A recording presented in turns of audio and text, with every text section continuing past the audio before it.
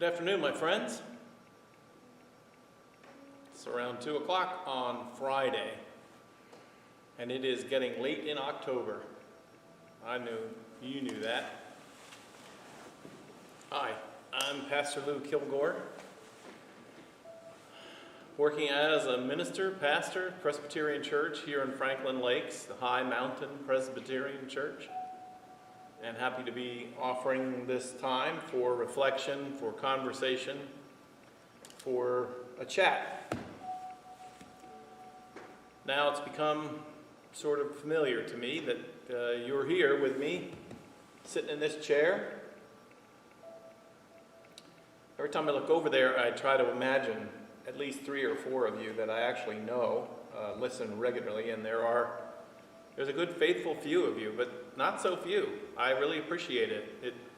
It encourages me to go and find 15 or 20 people have participated sometime over the period of 24 hours. So, welcome. How are you today? It was rainy, cloudy, heavy morning this morning, and now you can't see it from here, but the sun is shining.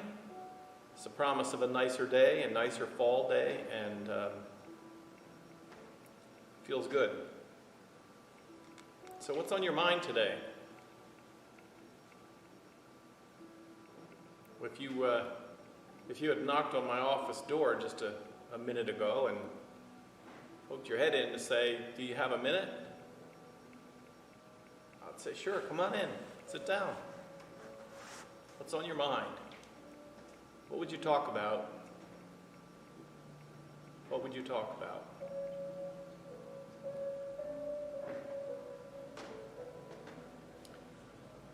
I would like to, since you didn't say anything,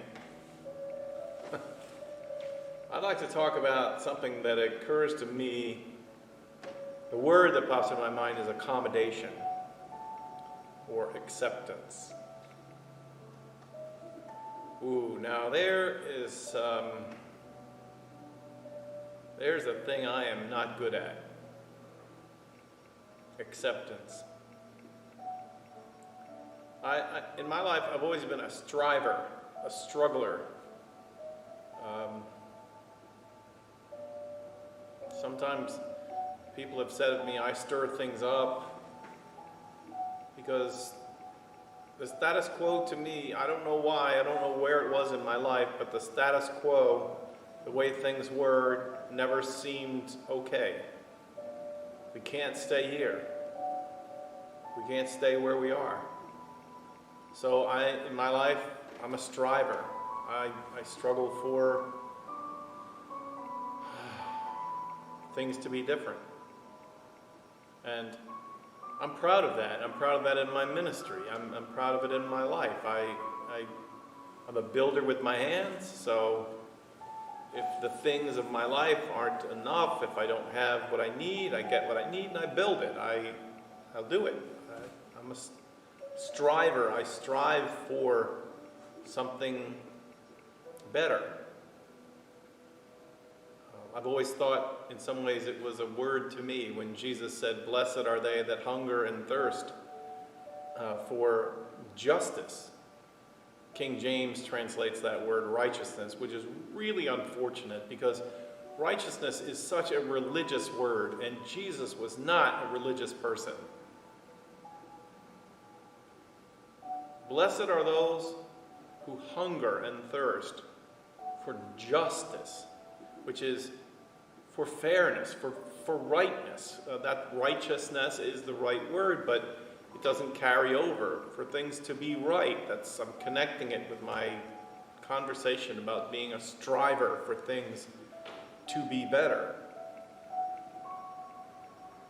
That's a gift to be that kind of a person. But it brings with it some challenges. Because sometimes, in order to live day by day, like I've been talking about this week, in order to live day by day, there is an element of acceptance. Accepting the way things are. Not my strong suit. Not at all.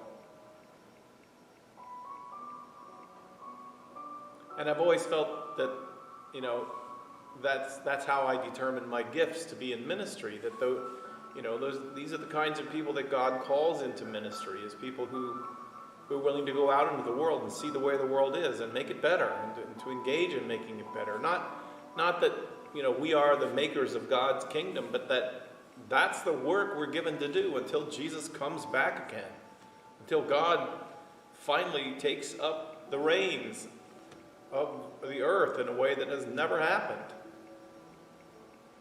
Acceptance, not my strong suit.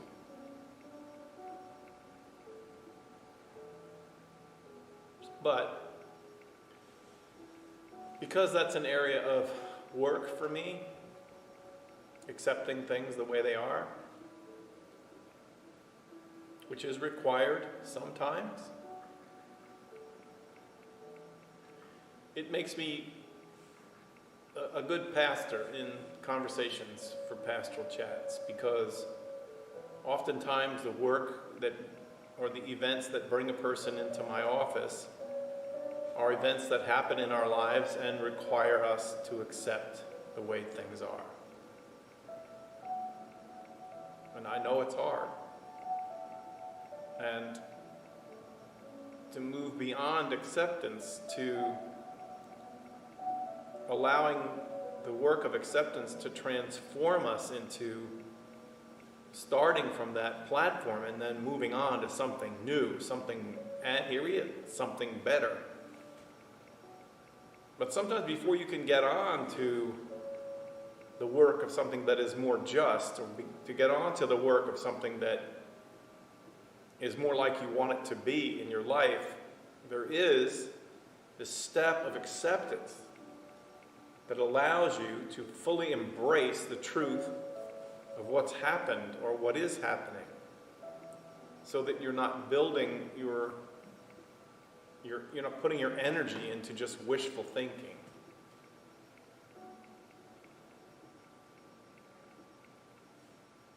So I don't know where you are in your journey in life, but I don't know anybody that can't use a nudge sometimes toward acceptance. Now for me, if you've been watching my sequence over this week and then compared it to me last week, if you're one of those people who likes to look, between the frames and look behind the image that's in front of you, you could see last week that I was really struggling. I wasn't physically sick, but I had been quarantined, self-quarantined. I call it in a groundhog hole, for 2 weeks. And I didn't like it. I did not like it. And I didn't like the time that it gave me to think about all the rest that I don't like about where we are. And I got a lot of language going in my head, not articulated a lot,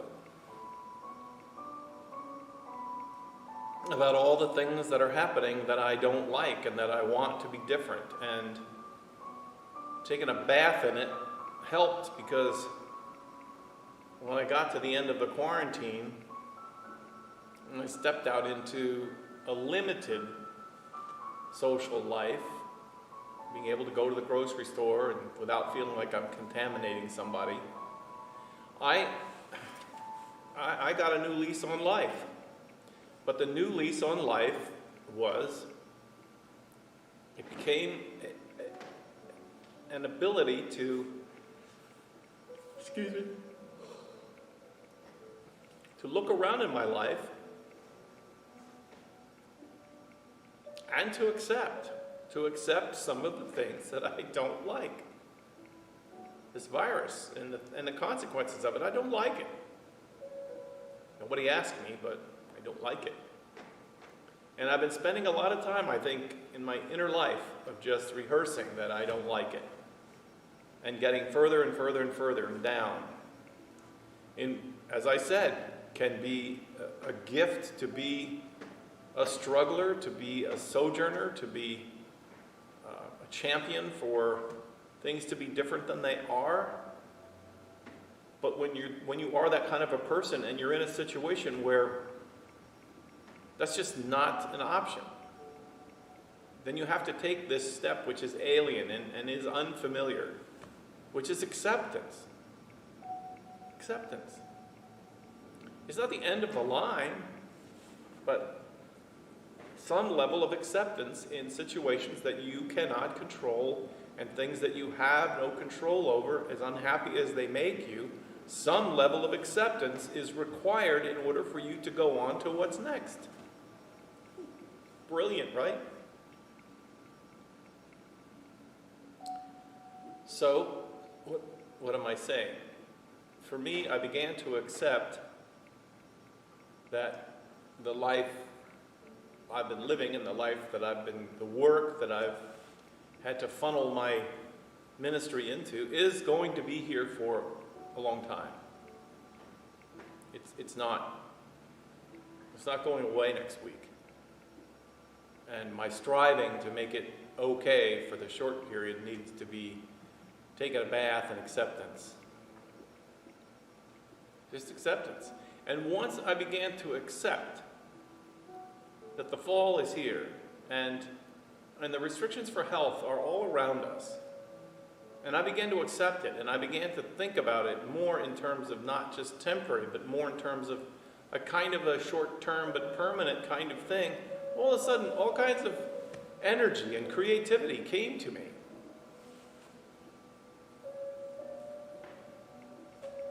It's a metaphor way beyond.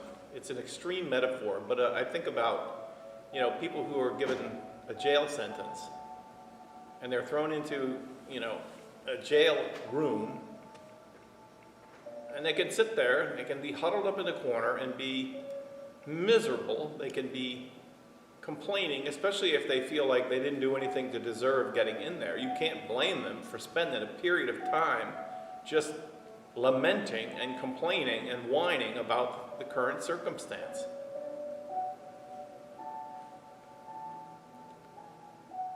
And short of maybe like the Shawshank Redemption of finding a small stone hammer and picking your way a tunnel over 15 years to get out, there's a level of acceptance that is required in order for you to begin to thrive again. Eating your meals. And maybe in the morning, asking the jailer for a puzzle. Or asking for permission to go to the library and read a book. All those new kinds of activities begin with some level of acceptance. This is my reality. It may not always be my reality, but some level of acceptance that says, all right then, here we are. Let's make the best of it. Let's really make the best of it. So, when I have a kind of conversation like this, I actually think that you all, in listening to this, some of you are older than I am, and I think that this is the kind of thing that comes with age. So you probably listen to me and you go, oh, Pastor Lou, young grasshopper, you're just beginning to learn. Because I think getting older, much older, brings you to a place where this acceptance is a discipline you have to go through every day, as your body won't do what it used to do. Your mind won't do what it used to do. The people around you don't relate to you with the same kind of life and energy that they used to. And so you can spend your day measuring your hopes and expectations for others and yourself and for your day against what's happening and be railing for the change, or you can at some level embrace an acceptance. I mean, Elizabeth Kubler-Ross years ago broke down the process of grief like this. And I don't think her stages actually follow in chronology like we tend to think. Oh, well, now, first you're in denial. Okay, well, then, at first you're in denial. Then you're in, anger. I don't think it works like that. I think denial comes and goes, anger comes and goes. And of course, the sort of end game of that whole process leads you to acceptance of things you cannot change. But I think the acceptance comes in waves too. It's an orderly sequence. First this, then this, then this, then this. So, today, on this, is it the 23rd? Yes, 23rd of October. I have arrived, for now, at some new level of acceptance of this limited world we live in. And I find that my energy directed in terms of the space I'm in. If I was in a jail cell, I'd ask for paint. I'm going to paint the cell. And that's how it feels right now. And some of that is going to be new creative ways of finding out how to celebrate our knowing each other, our connections. We're not even close to being at the limit of doing that. And I think that we might be able to explore some new avenues. And I'm excited about it. For the worship service that I lead on Sunday, maybe you watch, maybe you don't, it's at 10:30 on Sunday morning. There's a gathering, a live stream gathering, and I've been doing most of the work myself. I've been the one on the camera. There's all kinds of music we bring in, and some of our soloists have done, but I'm going to start asking many of you to turn your phone on. If you have any kind of a cell phone that has a camera in it, take a video, send me a greeting, I'll be reaching out to you to say, how would you like to read the scripture for this coming Sunday? How would you like to do the invitation to confession or make the assurance of pardon? I'll send you some words to prime the pump, but we can do this together. We can do new and different kinds of things. And I'm not just going to take this down season of the holidays. I'm going to accept the fact that it's going to be different, and then that's going to give me a new platform for new ways to celebrate Thanksgiving. These traditions that we have done are fine, but they won't work. They're not safe for this year. So we're going to invent some new ones. I don't even know what they are yet. But some way of embracing that great and important season of gratitude that says, Lord, I am so thankful for what I have, for who you are, for who I am, for who's with me. I'm thankful for the life I have, for the love that I have. I'm even thankful for the trials that I endure. There's 100 ways to get there. You know, that just popped into my head, the Grinch that stole Christmas, right? And poor little Cindy Lou Who, a little tiny girl in the village who watched the Grinch take everything that was associated with Christmas for every year of her life. And then, the lesson the Grinch learned, right? How simple, how basic is this?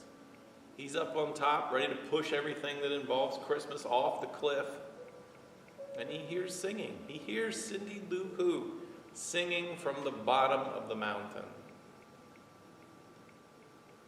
Because, of course, in that story, the spirit of Christmas was not contained in all those things and all those rituals. It's contained in something much deeper, and we'll find incarnation in new ways. I'm hoping that's true for you, my friends. Use the telephone. Use your video phone. Write letters. Do all kinds of things you've never done before going into this holiday season. save your life, protect your health, and make it a holiday to remember, because you had to accept.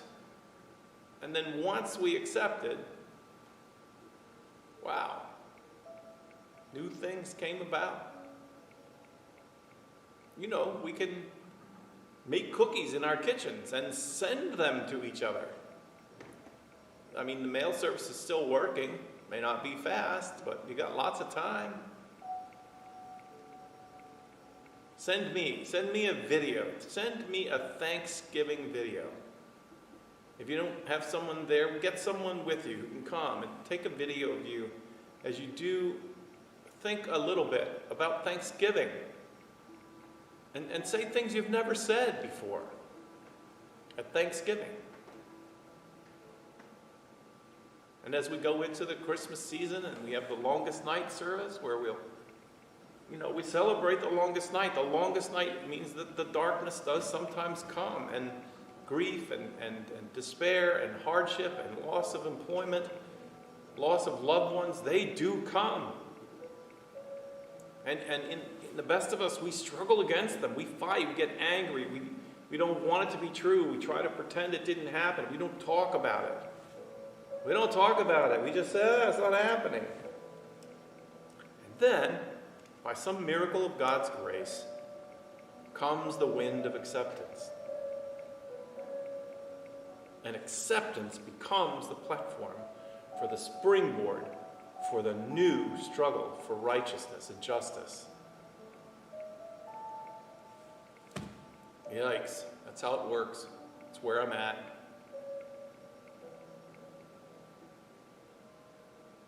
God bless you, my friends, as you look around. Try to think about the areas where you're still striving, still trying to pretend it isn't happening, whatever it is. Maybe it's a sadness, maybe it's a grief you've observed, a job you've lost.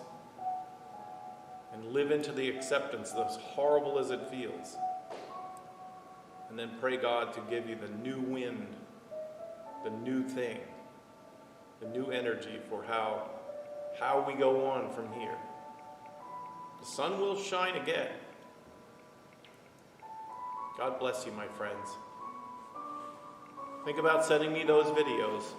Rev Louie at REVLOUIE at AOL.com. Send them to me, and I will I'll use them. We're going to put together a Thanksgiving greeting card. We're going to use some of your comments in worship. If you're interested in being a leader in worship, you don't even have to be a member in this community. If you'd like to have an assignment to help lead a gathering for strengthening of faith, send me an email and let me know who you are. And we'll make some arrangements for you to be part of what we're doing here in this inclusive community, in this place where we believe God, up until this point, drew us together through very traditional ways, but maybe there's a whole new way that you could become part of and participate in the energy, in the life energy that is part of this place. God bless you. It's Friday. Be safe tomorrow during your Saturday, and then I'll be here on this channel Sunday morning at 10:30. There's a couple of kids, a couple of little ones that are going to bring some greetings to you, and I know you'll look forward to that. God bless you, my friends. We'll talk to you soon.